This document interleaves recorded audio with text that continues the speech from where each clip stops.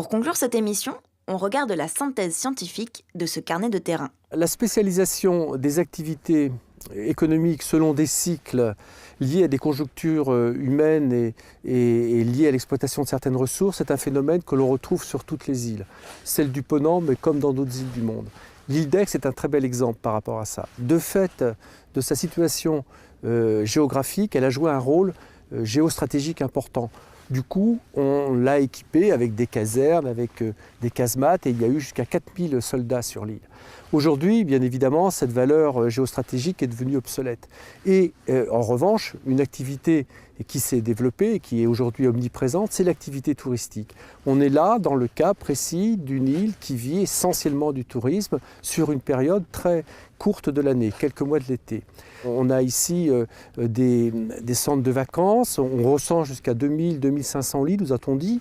Certains jours de l'année, il y a 5000 personnes qui peuvent débarquer. Au total, on estime à 300 000 le nombre de passages dans l'année et il y a 70% de résidents secondaires. Et pour pallier ces déséquilibres, eh bien, la commune met en place un certain nombre d'actions, notamment en favorisant des logements sociaux de façon à fixer une population pendant la hors-saison. Également cherche à développer un modèle touristique qui ne soit pas simplement de consommation de l'espace, mais elle a une politique culturelle assez ambitieuse par des expositions, par ses musées nationaux.